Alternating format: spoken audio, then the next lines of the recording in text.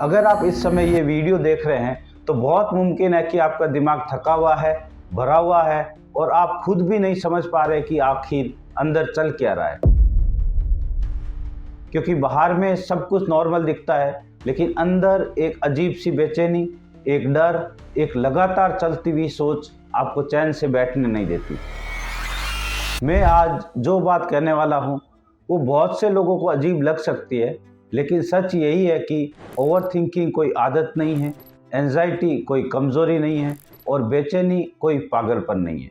ये सब आपके दिमाग का एक सिग्नल है कि वो अब ओवरलोड हो चुका है। आज का इंसान फिजिकली इतना नहीं थकता जितना मेंटली थक चुका होता है, और जब दिमाग थकता है तो वो साफ साफ बोल नहीं पाता, वो सिम्टम्स के ज़रिए बोलता है और बार बार वही बातें सोचना, बेवजह डर लगना, छोटी छोटी बातों पर घबराहट, दिल की धड़कनें तेज होना, पसीना आना, नींद ना आना, रात को अचानक डर के साथ आंख खुल जाना, ये सब कोई अलग अलग बीमारियां नहीं है, ये एक ही कहानी के अलग अलग पन्ने हैं।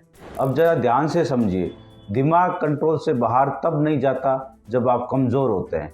दिमाग कंट्रोल से बाहर तब जाता है जब आप बहुत ज़्यादा स्ट्रॉन्ग बनने की कोशिश करते हैं, जब आप हर बात खुद संभालना चाहते हैं, जब आप किसी से अपने परेशानी खुलकर नहीं कह पाते, जब आप हर हाल में सही दिखना चाहते हैं और अंदर ही अंदर टूटते चले जाते हैं। आज के समय में ज़्यादातर लोग इमोशनली अकेले हैं, भले ही उनके चारों तरफ लोग हो, और यही इमोशनल लोनलीनेस धीरे धीरे एंजाइटी और ओवर थिंकिंग का रूप ले लेती है। बहुत लोग मुझसे कहते हैं कि डॉक्टर साहब, मेरा दिमाग बंद ही नहीं होता, मैं लेटना चाहता हूँ लेकिन सोचें दौड़ने लगती है, मैं खुश होना चाहता हूँ लेकिन बिना वजह डर लगता है। और मैं उनसे हमेशा एक ही बात कहता हूँ कि आपका दिमाग खराब नहीं हुआ है, आपका नर्व सिस्टम थक गया है।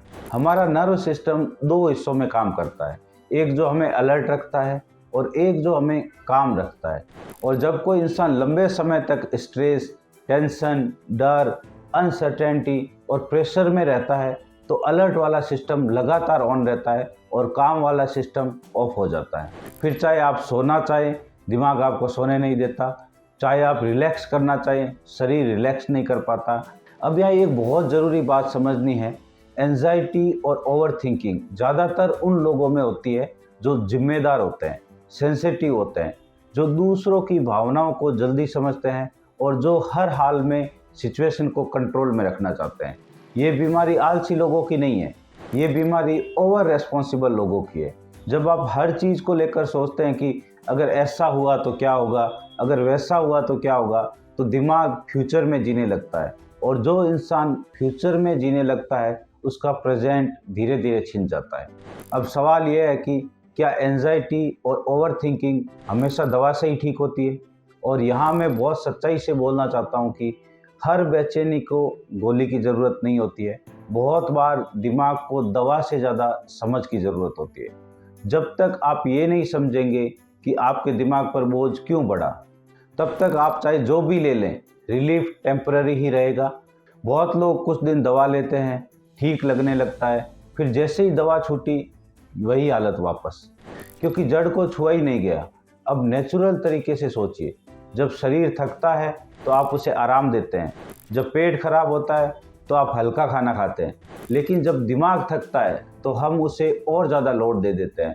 Mobile, social media, negative news, comparison, expectation, और फिर कहते हैं कि दिमाग ठीक क्यों नहीं हो रहा।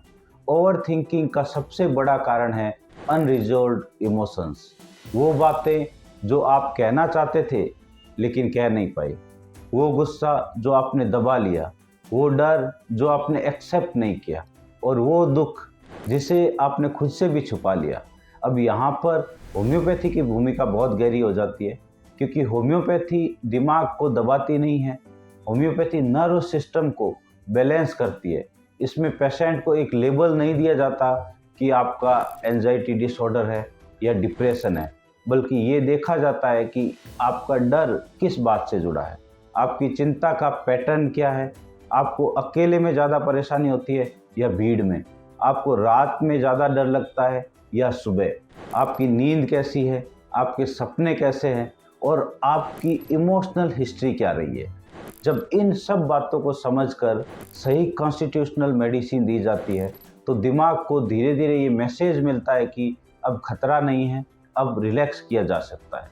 मैंने अपने प्रैक्टिस में बहुत से ऐसे लोग देखे हैं जो कहते थे कि डॉक्टर साहब मेरा दिमाग मेरे कंट्रोल में है ही नहीं, और कुछ महीनों के सही इलाज के बाद वही लोग कहते हैं कि अब सोच आती है लेकिन बहा नहीं ले जाती, डर आता है लेकिन तोड़ता नहीं है, और यही असली रिकवरी है।